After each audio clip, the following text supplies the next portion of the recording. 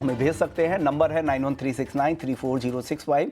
इस नंबर पे आप अपना नाम, अपने शहर का नाम और कमोडिटी से जुड़े सवाल भेजें। हमारे दो मेहमान हैं जो आज आपकी मदद करेंगे। अजय केडिया हैं, एमडी हैं और रिसर्च हेड हैं केडिया कमोडिटी से, और वीरेन वकील साहब हैं पैराडाइम कमोडिटी से। आप दोनों मेहमानों का बहुत बहुत शुक्रिया।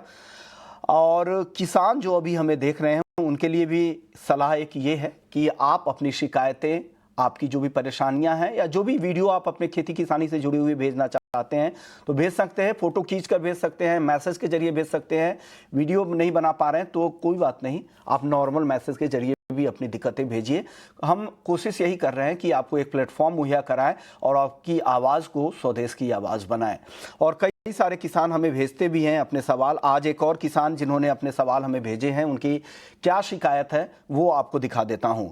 इनका नाम है सतीश चंद्र गुप्ता, थुलाई हाथरस यूपी से इन्होंने ये सवाल भेजा है।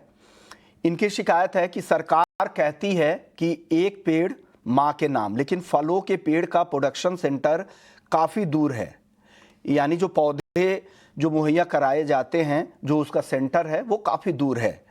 पेड़ की लागत 125 से 150 रुपए है और लाने की जो लागत है वो 1000 रुपए से भी ज़्यादा हो जाती है। तो ऐसे में उनके लिए दिक्कत होती है। तो सरकार को डिस्ट्रीब्यूशन सेंटर की व्यवस्था कराई जाए आसपास के ही इलाके में, ताकि वो आसानी से पेड़, ज़्यादा से ज़्यादा पौधे लगाए जाए और सरकार की जो मुहिम है उसमें भी किसान और गांव के लोग शामिल हो सके, ज़्यादा से ज़्यादा पौधे वो हर इलाके में लगाए जा सके। तो इसलिए ज़रूरी है कि जो पौधे के जो डिस्ट्रीब्यूशन सेंटर, सरकारी डिस्ट्रीब्यूशन सेंटर हैं या जो प्राइवेट सेंटर है, वो आसपास ही होने चाहिए ताकि लोगों को आसानी से पौधे मिल पाए और फिर वो इस पौधे को प्लांटेशन कर पाए, उसको लगा पाए। ये शिकायत है सतीश चंद्र गुप्ता जी की, यूपी हाथरस से इन्होंने ये शिकायत की है। चलिए वापस लौटते हैं वायदा बाजार की तरफ। वहाँ पर हमारे दर्शक जो जो सवाल भेज रहे हैं उन सवालों को अब शामिल करते हैं। पहले दर्शक है बबलू सिंह हैं, एमसीएक्स पर सोने का भाव कहां तक जाने की उम्मीद है? आज तो काफी कमजोर हुआ है केडिया जी, और भी कमजोरी यहां से आपको दिख रही है क्या गोल्ड में? नमस्कार विश्व जी। नमस्कार सर। देखिए, अगर हम सोने की अगर बात करें तो वैसे तो फंडामेंटल हम जानते ही हैं बहुत स्ट्रांग है, जिस ढंग से टैरिफ को लेकर सब डर बना हुआ है, लेकिन लाख का लेवल छूने के बाद एक टेक्निकल प्रॉफिट बुकिंग हम प्राइजेस में देख रहे हैं।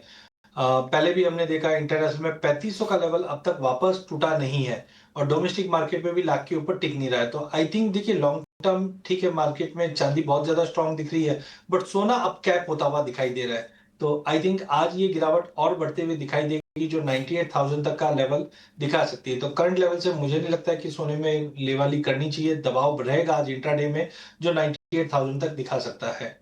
ओके, तो आप आज अगर आपको खरीदना है, ट्रेड करना है, तो गोल्ड मिनी के पुट ऑप्शंस के जरिए जाए। 99,000 के स्ट्राइक की पुट खरीद ले, 550 के आसपास, 850 का टारगेट केडिया जी की तरफ से दी गई है। गोपाल हैं दिल्ली से, सोने में किस लेवल पर बाइंग यहां पर सुरक्षित रहेगी? बीरेन सर, किस लेवल पे बाइंग करना सेफ माना जाएगा गोल्ड को? फिलहाल फेड की मीटिंग है तो मैं ऐसा कुछ समय से मैं ऐसा मानता हूँ कि वीकेंड के समय मीन्स फ्राइडे क्लोज पे अगर हम बाय करके जाए तो मंडे पे थोड़ा प्रॉफिट की प्रोबेबिलिटी रिलेटिवली बेटर रहती है। क्योंकि कहीं ना कहीं ये दबाव टैरिफ का जो है पिछले 3 महीने से बरकरार है। तो कोई भी नेगेटिव यानी दबाव की न्यूज, वॉर की न्यूज, इंटरेस्ट रेट की न्यूज, कोई भी न्यूज आती है तो वो गोल्ड बाउंस देता है। तो अभी भी मुझे ऐसा नहीं लग रहा है कि ये इसमें कोई ज्यादा गिरावट आए। परवीन सालुंके है अगले दर्शक, क्या सोने में निवेश के लिए सही समय है क्या? ये अजय सर, क्या लग रहा है आपको? ये निवेशक है, ट्रेड नहीं करना चाह रहे हैं, निवेश के लिहाज से बताइए क्या ये सही लेवल है क्या खरीदारी के लिए? देखिए, पिछले एक साल में सोने ने 40% से ज्यादा का रिटर्न दे चुका है। मुझे लगता है देखिए सोना कोई भी भाव में लीजिए, लॉन्ग टर्म के लिए आप निवेश करोगे तो बेहतरीन रिटर्न बनेगा। लेकिन अब ऐसा लग रहा है कि पिछले एक साल में 40% या पिछले 3 साढ़े 3 सालों में हमने सोने को डबल होते हुए देख चुके हैं। तो करंट लेवल से या थोड़ा बहुत करेक्ट भी हो जाता है तो सोने में उतनी बड़ी तेजी नहीं दिखाई दे रही जो अब तक हमने देखी कि हर साल 20-20, 25-25% और पिछले साल तो 40% दिख गया। उसके एवज में अगर आप चांदी लेते हैं तो मुझे लगता है कि जो एक फोमो बना हुआ है कि फियर ऑफ मिसिंग आउट, के सोना बढ़ गया चांदी नहीं बढ़ी, तो मुझे लगता है चांदी एक बेहतरीन विकल्प रहेगा। चांदी में हालांकि एक करेक्शन देख रहा हूं कि 1,05,000 या 6,000 तक का लेवल मिले तो आप आराम से पीस बाय पीस मैनर में इन्वेस्ट करके लीजिए, फिजिकल में लीजिए या ईटीएफ में लीजिए। ऊपर में मुझे लगता है साल के अंत तक 31 और अगले 2-3 सालों की भी अगर बात करें तो कंसिस्टेंटली ये डबल डिजिट का रिटर्न चांदी देने में सक्षम रहेगी। तो सोने के अलावा मुझे लगता है चांदी बेहतरीन विकल्प रहेगा इस वक्त। के अलावा चांदी बेहतर विकल्प आपको यहां पर दिख रहा है निवेश के लिहाज से है। ये जो कॉल चल रहे हैं ये ट्रेडिंग के लिहाज से, जो आज ट्रेड करना चाहते हैं उनके लिए ये सलाह केडिया जी की तरफ से दी गई। सिल्वर मिनी की 1,15,000 के स्ट्राइक की पुट खरीदने की। गोविंद है 3 साल के लिए सोना खरीदना चाह रहे हैं, 3 साल का नजरिया है।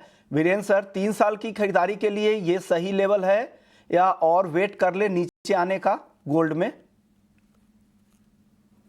3 साल पहले की अगर बात करूं मैं, तो करीबन इसका रेट $1,600-1,500 था, जो आज $3,400 हो गया है, नियरली डबल हो गया है।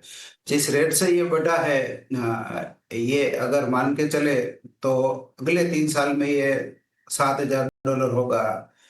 वो मुझे बहुत ही कम प्रोबेबिलिटी लगती है। नॉर्मली ऐसा मैं देख रहा हूँ कि अभी मार्केट जो करेक्शन मोड में है वो एकदम स्लो मोशन करेक्शन है। वॉर का फियर थम जाए, टैरिफ का फियर थम जाए तो इसमें डिसेंट करेक्शन में $800-900 तक का भी करेक्शन आ सकता है।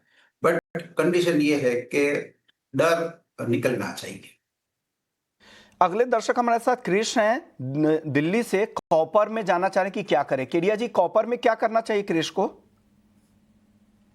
देखिए, कॉपर में अगर हम देखें तो प्राइजेस 300 के ऊपर सस्टेन नहीं, सॉरी माफ कीजिए, 900 के ऊपर सस्टेन नहीं कर पा रहा। बीच में हमने देखा टैरिफ को लेकर चिंताएं बनी हुई थी, जिसके चलते बार बार में प्राइजेस जा तो रहा था, ऊपर सस्टेन नहीं कर पा रहा। टाइमिंग मुझे लगता है कि प्राइजेस एक कंसोलिडेशन जोन में ही ट्रेड करता हुआ दिखाई दे रहा है। Unless and until weekly base पे 900 के ऊपर की क्लोजिंग नहीं आती है, मुझे लगता है प्राइजेस में दबाव मिलेगा। आज के सेशन में भी हम देख रहे हैं कि 902 के करीब गया बट सस्टेन नहीं किया। तो बिल्कुल इंट्राडे के प्रोस्पेक्टिव से 902 पे बेचेंगे, 907 का स्टॉप लॉस रखेंगे, 894 तक बाय करें, 894 तक आप शॉर्ट कवर करके फिर बाय करके चलिए। बट टाइमिंग एक छोटा करेक्शन हमें लगता है सोने चांदी के साथ साथ कच्चे तेल में कॉपर में भी एक करेक्शन दिखाई देगा जो 894 तक का लेवल दिखा दे। बादशाह शेख हैं अगले दर्शक, कच्चे तेल में जाना चाहे कि क्या करना चाहिए। वीरेंद्र सर, क्रूड पर क्या रणनीति है आपकी? काफी समय से ये दायरे में फंसा है, बट आज की क्लोजिंग पे मैं शॉर्ट प्रेफर करूंगा। इसमें 5,880, 5,920 काफी स्ट्रॉन्ग रेजिस्टेंस है और सपोर्ट साइड अगर देखे तो 5,580, 5,620 सपोर्ट है। ये 300 रुपये का दायरा लंबे समय से बना हुआ है। अनिल कंबोज है, नेचुरल गैस 290 के भाव पे खरीदा है, क्या करें? केडिया जी, क्या करना चाहिए? 290 की बाइंग है एनजी। देखिए, नेचुरल गैस के अंदर रिसेंटली हमने देखा कि जो पहले सप्लाई को लेके कंसर्न्स था वो काफी कूल ऑफ हुआ। मौसम में भी गर्माहट बढ़ी है, जिसकी दबाव हमने प्राइजेस में आते हुए देखी है। आज जो तेजी है ये खाली एक टेक्निकल पुल बैक है। तो मुझे लगता है कि यस, एक बार उनको बने रहना चाहिए, क्योंकि मेरा भी मानना है कि आज का पर्टिकुलर सेशन देखें तो 262 से बढ़कर 272 का एक टेम्पररी जंप मिलेगा।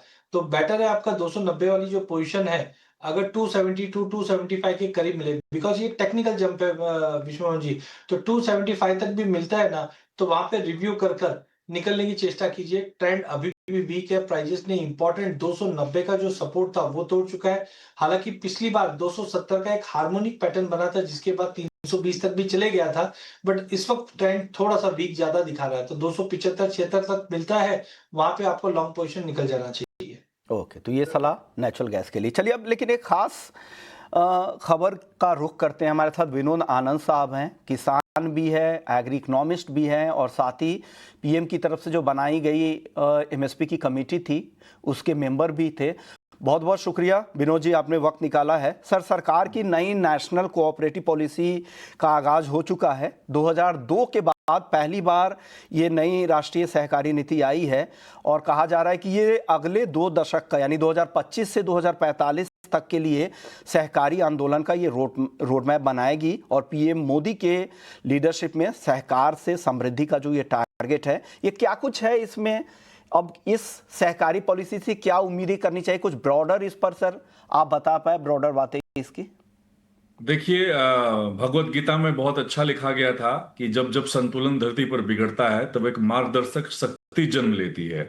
तो ये सहकारी पॉलिसी 2025 उसी दिशा में है। जब एक तरफ विश्व एसडीजी से ईएसजी पे ट्रांसफॉर्म कर रहा है और नेट जीरो एमिशन की लड़ाई चल रही है, तो ये सहकारिता के तंत्र से किस प्रकार से आर्थिक असमानता दूर हो और भारत का आर्थिक तंत्र विश्व के लिए एक दूरदर्शी राष्ट्र नायक कैसे बने, ये पूरा एनसीपी 2025 उसी पे है। नेशनल कोऑपरेटिव पॉलिसी उसी के ऊपर है।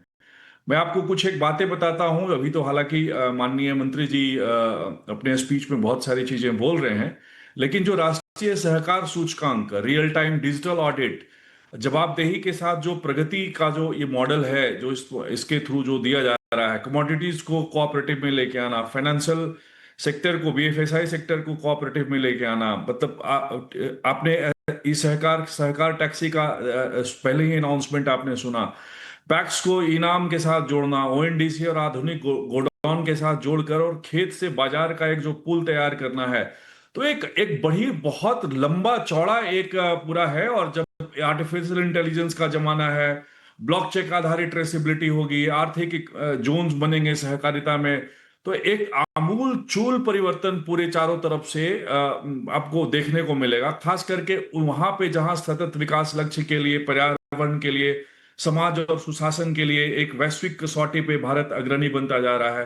तो आज जब अंतर्राष्ट्रीय year of cooperative United nation मना रही है और माननीय मंत्री जी के माध्यम से नई भू राजनीतिक रणनीति बनाई जा रही है, तो उत्पादन को स्थानीय बनाकर खाद्य और ऊर्जा, खाद्य में खास करके ध्यान कमोडिटीज की तरफ दे रहा हूं और एनर्जी कमोडिटीज की तरफ दे रहा हूं। जो निर्यात का क्लस्टर तैयार होगा उससे एक अलग तरह की ऊर्जा आएगी। तो जो कुछ दावोस में वैश्विक पूंजी के द्वारा शुरुआत होती है, आपको यह दिल्ली से मिलेगा कि जो विश्व की आर्थिक व्यवस्था की जो नई रीढ़ बनेगी वो कोऑपरेटिव बनेगी। तो ये एक नया कोऑपरेटिव का भारत एक तीर्थ स्थल बनेगा इस पॉलिसी के माध्यम से, इसके आधार से।